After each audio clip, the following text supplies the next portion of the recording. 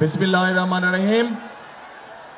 আজকের এই জনসভায় উপস্থিত সম্মানিত সভাপতি, মঞ্চে উপস্থিত ধানের শীষের প্রার্থীগণ, দলীয় সহকর্মীবৃন্দ এবং আমার সামনে উপস্থিত যশোর, মাগুরা, ঝিনাইদহ, কুষ্টিয়া, চুয়াডাঙ্গা ও মেহেরপুর থেকে আগত ভাই ও বোনেরা, আসসালামু আলাইকুম। আসসালামু আলাইকুম। ভালো আছেন আপনারা? আলহামদুলিল্লাহ। প্রিয় ভাই বোনেরা, আজ আমরা এখানে সকলে একত্রিত হয়েছি আগামী 12 তারিখে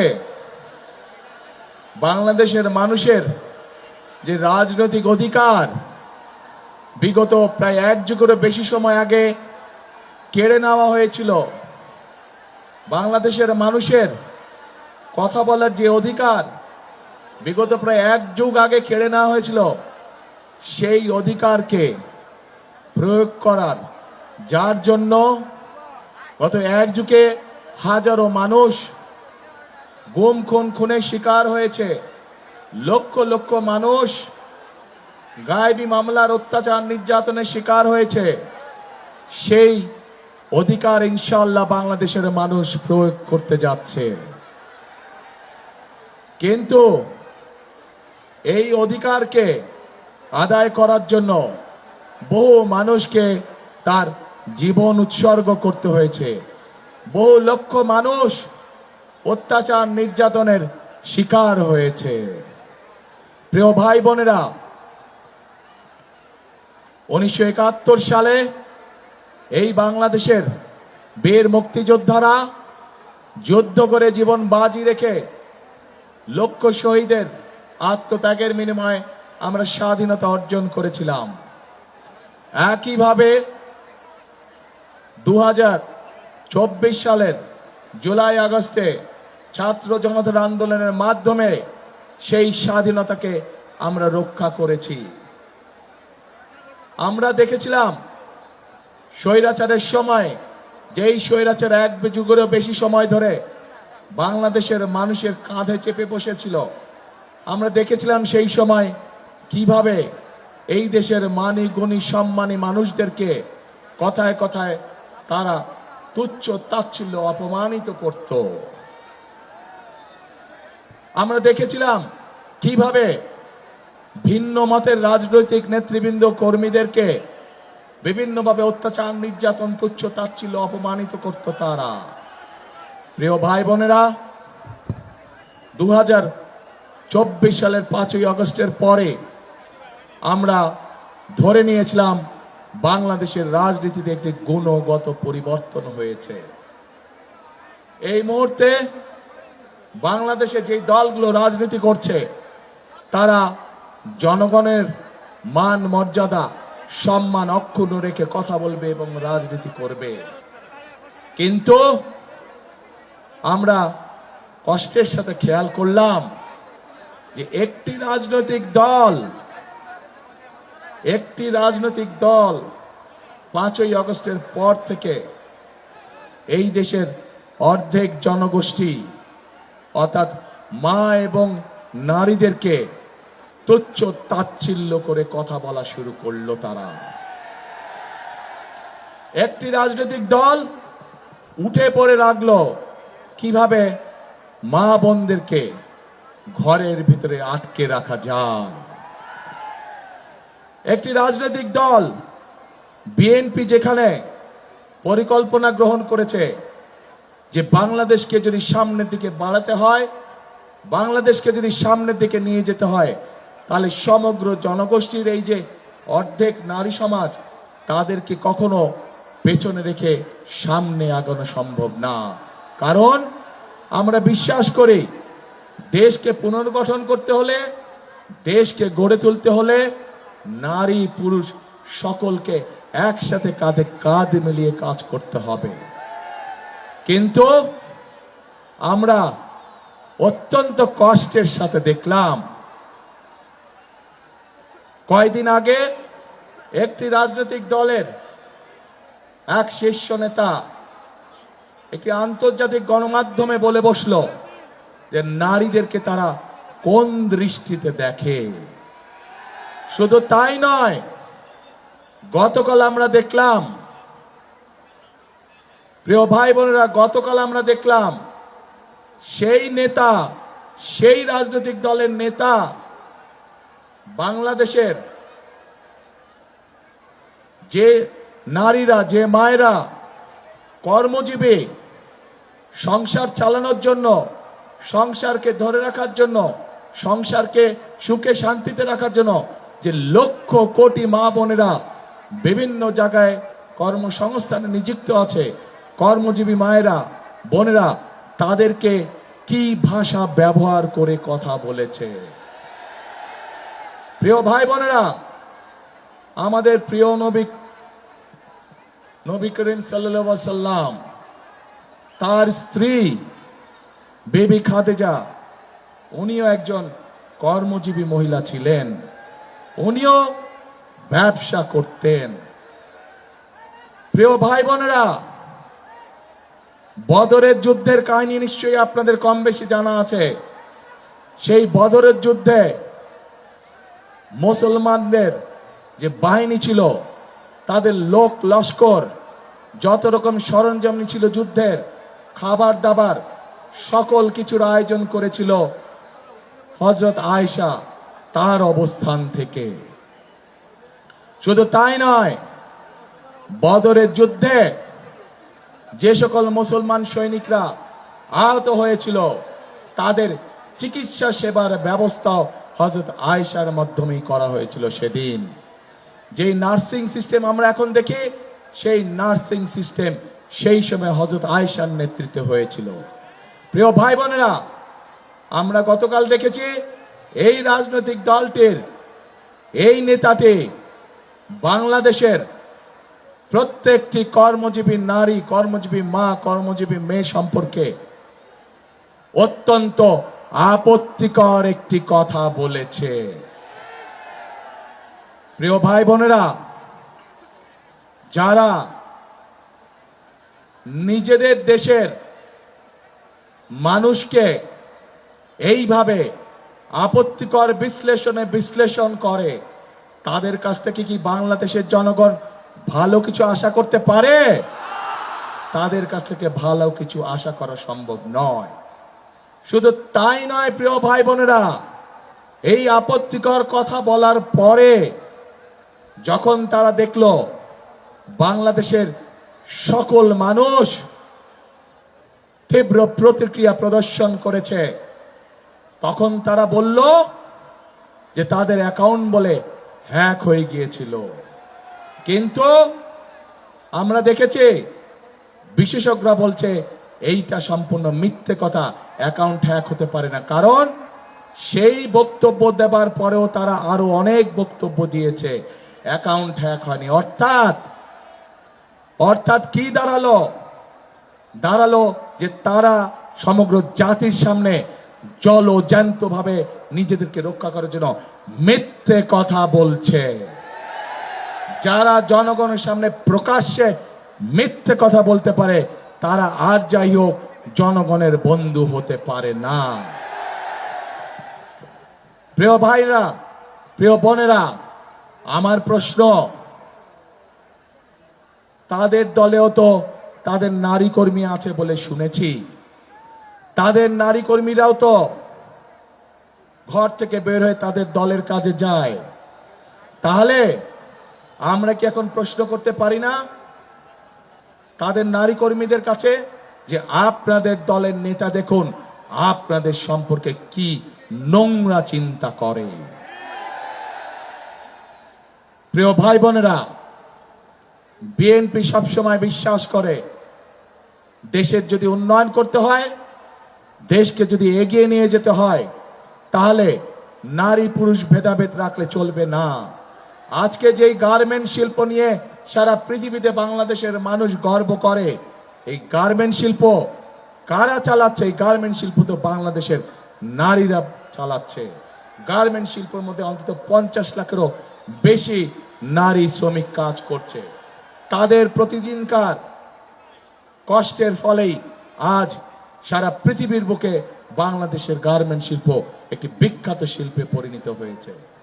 এবং সেই জন্যই প্রিয় ভাই বোনেরা, এই নারী সমাজকে শুধু সহযোগিতা না, তাদেরকে শিক্ষিত গড়ে তোলার জন্য দেশনেত্রী খালেদা জিয়া যখন দেশ পরিচালনার দায়িত্বে ছিলেন, সেই সময় তিনি বাংলাদেশের মেয়েদের শিক্ষার ব্যবস্থা ফ্রি করে দিয়েছিলেন ইন্টারমিডিয়েট পর্যন্ত। আজ দেশনেত্রী খালেদা জিয়ার দল হিসাবে আমরা সিদ্ধান্ত গ্রহণ করেছি যে ইনশাআল্লাহ 12 তারিখের নির্বাচনে আপনাদের সমর্থনে, আল্লাহর রহমতে বিএনপি তথা ধানের শীষ সরকার গঠনে সক্ষম হলে আমরা বাংলাদেশের সকল মায়েদের কাছে, সকল গৃহিণীদের কাছে ঘরে ঘরে আমরা ফ্যামিলি কার্ড পৌঁছে দিব। যেই ফ্যামিলি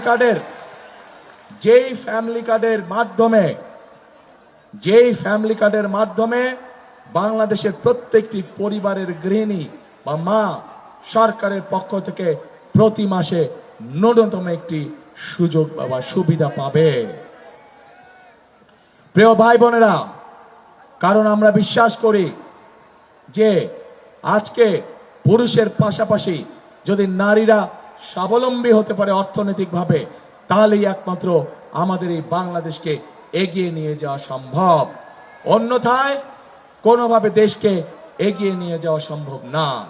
সেজন্যই আমরা বাংলাদেশের অর্ধেক জনগোষ্ঠীকে পেছনে রেখে আমরা আশা কোনোভাবেই করতে পারি না যে বাংলাদেশ উন্নতি করবে। বাংলাদেশ তখনই উন্নতি করবে যখন নারী পুরুষ কাঁধে কাঁধ মিলিয়ে একসাথে আমরা ইনশাল্লাহ কাজ করতে পারবো।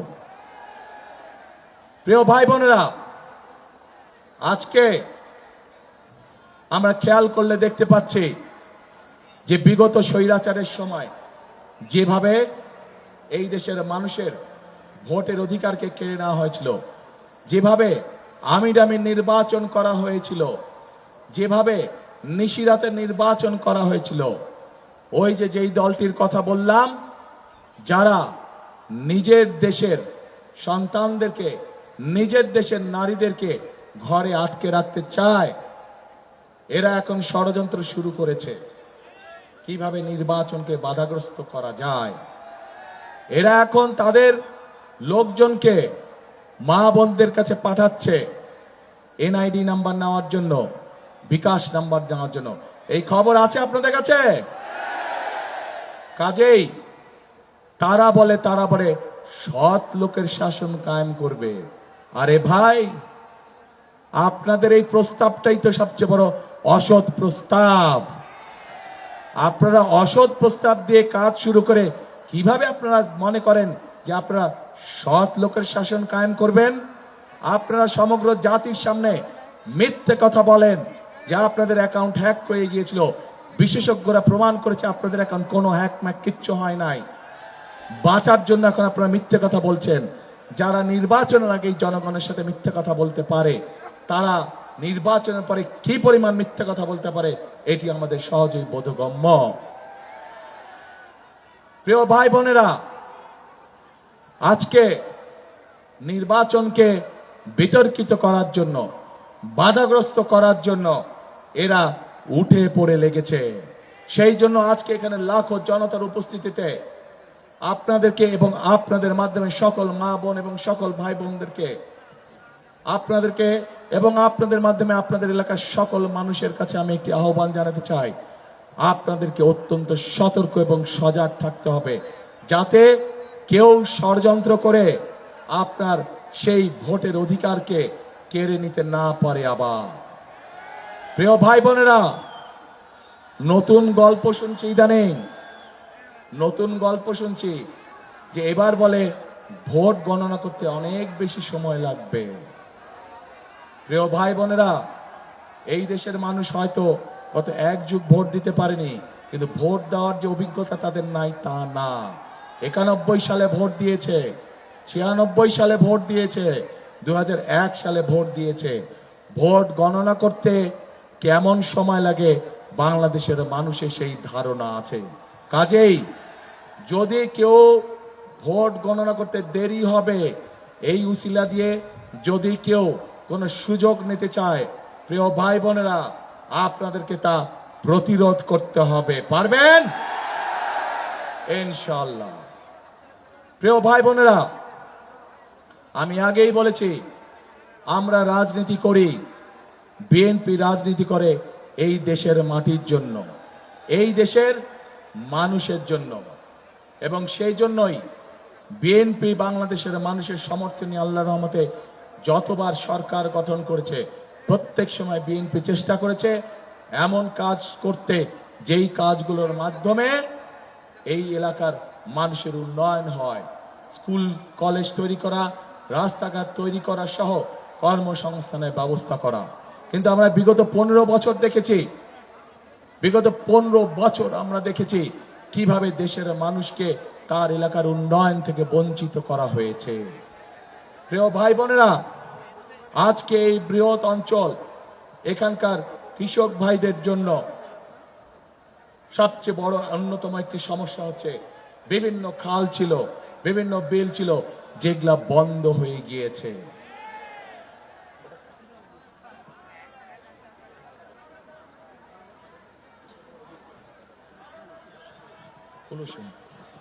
প্রিয় ভাই বোনেরা, আপনাদের নিশ্চয়ই মনে আছে একটি খাল প্রকল্পের কথা, উলসি খাল, মনে আছে? চিনেন? শহীদ রাষ্ট্রপতি জিয়াউর রহমানের সেই গেঞ্জি পরা ছবি নিশ্চয়ই এখনো অনেকের চোখের সামনে ভাসে।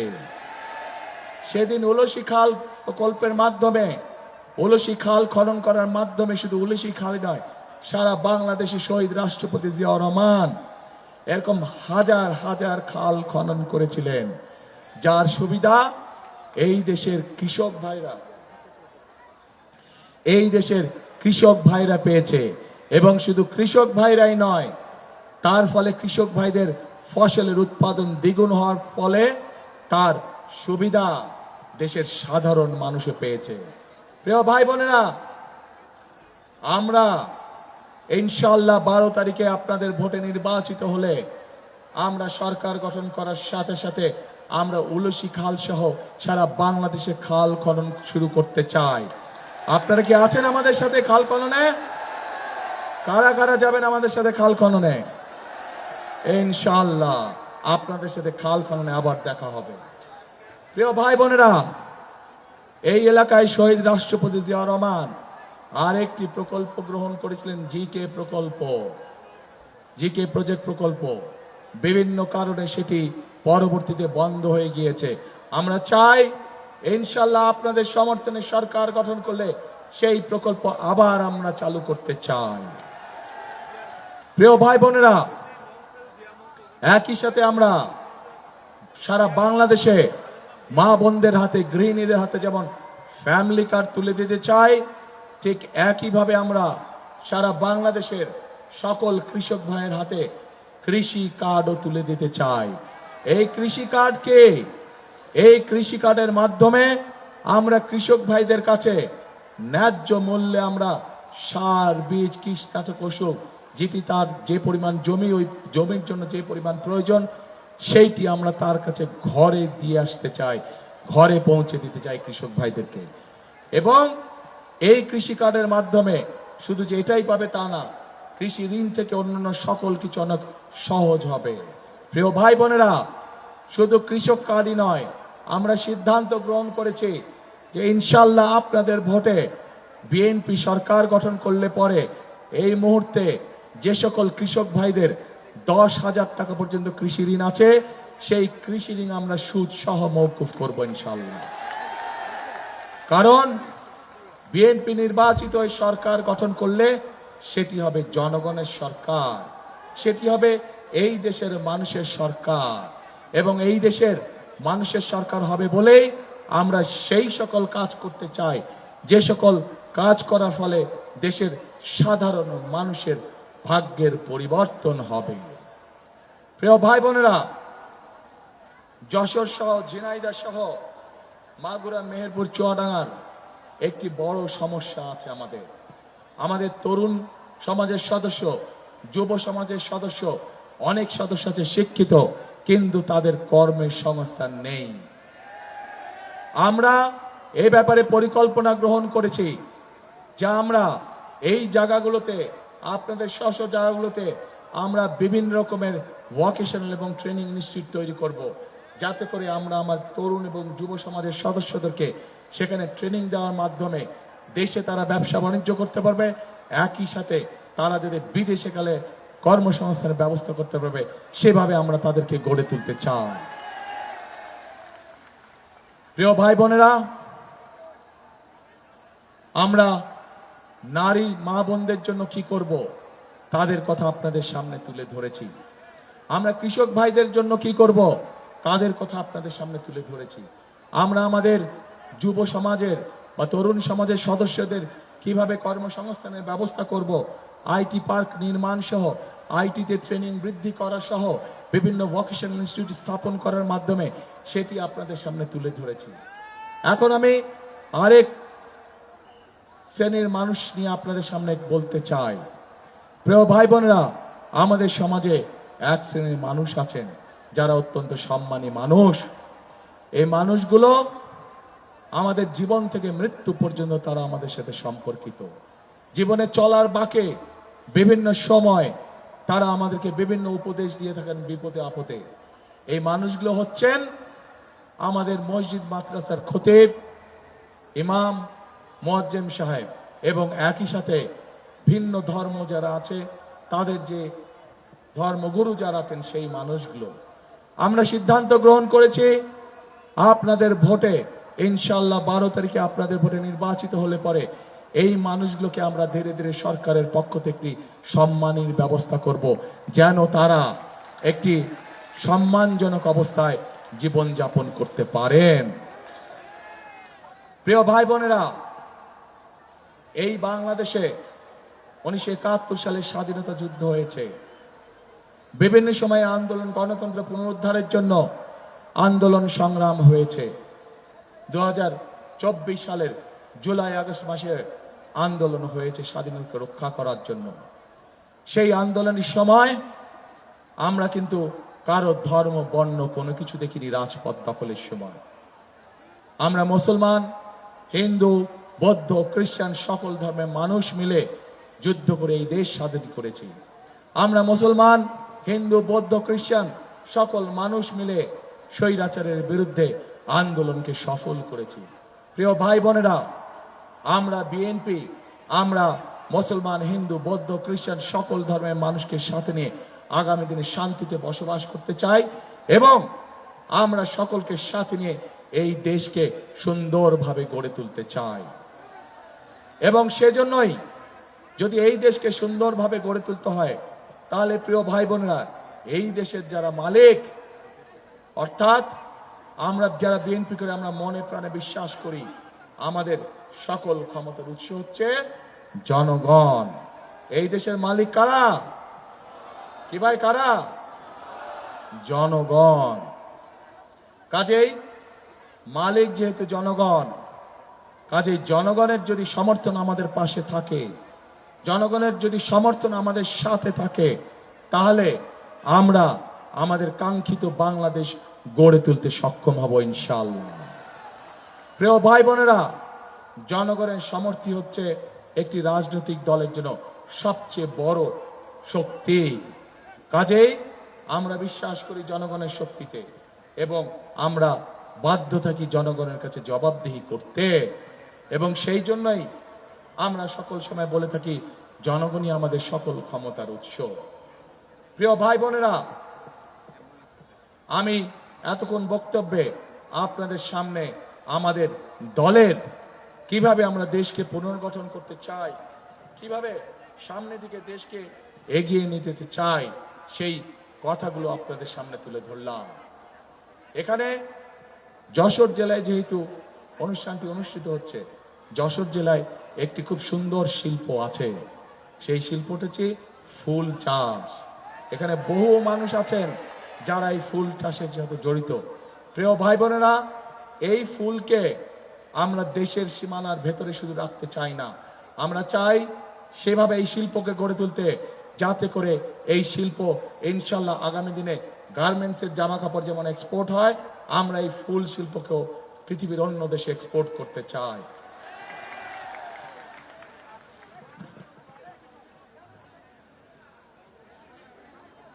প্রিয় ভাই বোনেরা, আজকে এই এলাকার আরেকটি শিল্প আছে। যদি আমরা এই শিল্পটিকে গড়ে তুলতে পারি, মানুষের যেরকম সমস্যার সমাধান হবে, একইভাবে কর্মসংস্থানের সুযোগ হবে এবং আমরা বহু পরিমাণ বৈদেশিক মুদ্রা অর্জন করতে, বৈদেশিক মুদ্রা সাশ্রয় করতে সক্ষম হব। কি সেটি হচ্ছে আখ চাষ। আমরা দেখেছি এই এলাকায় প্রচুর আখ চাষ হয়, কিন্তু তারপরেও আমাদের চিনি কলগুলো বন্ধ হয়ে পড়ে থাকে। প্রিয় ভাই বোনেরা, আমরা এই চিনি কলগুলোকে আবার চালু করতে চাই। চিনি কলগুলো চালু করার মাধ্যমে আমরা যেমন কর্মসংস্থানের ব্যবস্থা করতে চাই, আমরা চাই দেশের বৈদেশিক মুদ্রাকে সাশ্রয় করতে, আমরা চাই এই দেশের মানুষ নিজের উৎপাদিত চিনি এই দেশেই ব্যবহার করতে যাতে সক্ষম হয়। প্রিয় ভাই বোনেরা, এভাবেই আমরা ধীরে ধীরে প্রত্যেকটি এলাকা, প্রত্যেকটি জেলা, সামগ্রিকভাবে সমগ্র বাংলাদেশকে আমরা পরিকল্পিতভাবে গড়ে তুলতে চাই, যার ফলে আমরা আমাদের প্রত্যাশিত বাংলাদেশকে গড়ে তুলতে সক্ষম হব। এখন প্রিয় ভাই বোনেরা, আপনাদের কাছে আমার একটি জিজ্ঞাসা, আপনাদের সকলের কাছে আমার একটি জিজ্ঞাসা। এতক্ষণ আমি আপনাদের সামনে আমাদের পরিকল্পনার কথাগুলো তুলে ধরলাম। আমরা দেশকে কিভাবে চিন্তা করছি সাজানোর জন্য, আমরা চিন্তা করছি দেশকে কিভাবে সুন্দরভাবে সামনের দিকে গড়ে তোলা যায়, আমরা চিন্তা করছি কিভাবে আমাদের মা বোনদেরকে অর্থনৈতিকভাবে, শুধু অর্থনৈতিকভাবে না, ফ্যামিলি কার্ডের মাধ্যমে অর্থনৈতিক এবং রাজনৈতিকভাবে স্বাবলম্বী করে গড়ে তোলার জন্য। আমরা চিন্তা করছি কিভাবে আমাদের কৃষক ভাইদের পাশে থেকে তাদেরকে অর্থনৈতিকভাবে স্বাবলম্বী করে গড়ে তোলার জন্য। আমরা চিন্তা করছি কিভাবে আমাদের তরুণ এবং যুব সমাজের সদস্যদের বিভিন্ন রকম কর্মসংস্থা তৈরি করার মাধ্যমে তাদেরকে এই বেকারত্বের অভিশাপ থেকে বের করে নিয়ে আসার জন্য। আমরা চিন্তা করছি আমাদের ধর্মীয় সম্মানী ব্যক্তি যারা আছেন, সে যে ধর্ম নিয়ে হোক না কেন, তাদেরকে একটি সম্মানজনক যাতে জীবনযাপন করতে পারেন তার ব্যবস্থা করার জন্য। এবং একই সাথে এলাকার বিভিন্ন যে গুরুত্বপূর্ণ প্রকল্পগুলি আছে সেগুলো কিভাবে আমরা বাস্তবায়ন করব সেটিও কম বেশি আপনাদের সামনে তুলে ধরেছি। প্রিয় ভাই বোনেরা, এখন আমার একটি জিজ্ঞাসা আছে। প্রিয় ভাই বোনেরা, আপনাদের সকলকে জিজ্ঞাসা আছে, রেডি? জিজ্ঞেস করবো নাকি? করব? এতক্ষণ তো আমি আমার পরিকল্পনার কথা বললাম, কিন্তু এই যে এখানে 22 জন দাঁড়ান তো, আপনারা একটু 22 জন শুধু প্রার্থী যারা তারা দাঁড়াবেন, একটু ধানের শীষটা উঁচু করে দাঁড়াবেন। এই যে 22 জন, এই যে 22 জন ব্যক্তি যার হাতে আপনারা ধানের শীষ দেখতে পাচ্ছেন, এতক্ষণ তো আমার পরিকল্পনা করছি, কিন্তু এই 22 জনকে নিয়ে আপনাদের পরিকল্পনাটা কে? আপনাদের পরিকল্পনা কে? কে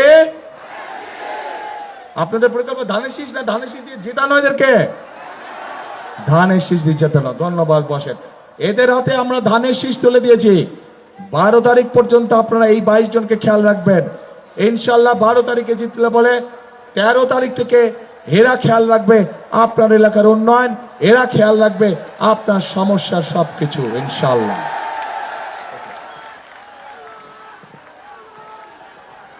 প্রিয় ভাই বোনরা, এই যে ভাই তোমরা স্লোগান দিচ্ছ, 1 মিনিট স্লোগান দিয়ে শক্তি শেষ করলে হবে না, এটা 12 তারিখে দেখাতে হবে। এই শক্তি, এই উৎসাহ, এই ঐক্যবদ্ধতা 12 তারিখে ব্যালট পেপারে প্রকাশিত হতে হবে। এবং একই সাথে যারা দেশের মানুষের সামনে মিথ্যে কথা বলে, সকালে একটা বলে বিকালে আরেকটা বলে, এইভাবে মিথ্যে কথা বলে, যারা দেশের অর্ধেক মানুষকে অপমানিত করে, তাদের বিরুদ্ধে আপনাদেরকে সজাগ থাকতে হবে। জানেন তো তারা কারা? কারা? হ্যাঁ, প্রিয় ভাই বোনেরা, তারা যাদের কাছে গিয়ে বিকাশ নাম্বার চাইছে, এনআইডি নাম্বার চাইছে, সেই সকল মা বোনদেরকে, সেই সকল ভাইদেরকে বলবেন ওই দিন পর্যন্তই বিকাশ নাম্বারে হয়তো কিছু পাঠাবে, তারপরে আর খবর রাখবে না তারা। এটাই হচ্ছে তাদের ক্যারেক্টার। আমরা দেখেছি কিভাবে 71 সালে দেশের মানুষকে রেখে তারা অন্যদিকে চলে গিয়েছিল এবং তার কারণেই এত লক্ষ লক্ষ মানুষ সেদিন শহীদ হয়েছিল। আমরা দেখেছি যে 71 সালে তাদের ভূমিকার কারণে লক্ষ লক্ষ মা বোন তাদের সম্মান হারিয়েছে। অবশ্যই এটা তো বলে কোনো লাভ নেই, এটাই তাদের ক্যারেক্টার। এবং সেই জন্যই যার নিজের দেশের প্রতি দরদ নাই, 71 সালে প্রমাণ হয়েছে, আবার আজও প্রমাণ হলো, এই দেশের মা বোনদের জন্য, এই দেশের নারী সমাজের জন্য এদের কোনো দরদ নাই। কাজে প্রিয় ভাই বোনরা, আজ আমাদেরকে সতর্ক হতে হবে, আমাদেরকে সজাগ হতে হবে, চোখ কান খোলা রাখতে হবে যে ওইসব ষড়যন্ত্রীরা কোথায় কোথায় ষড়যন্ত্রের ওত পেতে বসে আছে। যেখানে ওত পেতে বসে থাকবে সেখানে আপনাকেও আপনার মতন করে জনগণকে সাথে নিয়ে ব্যবস্থা গড়ে তুলতে হবে, যাতে করে তাদের ষড়যন্ত্র কোনোভাবেই ফায়দা না পায়। এখন প্রিয় ভাই বোনেরা, আমরা কি বাংলাদেশকে আগামী দিন গড়ে তুলতে চাই?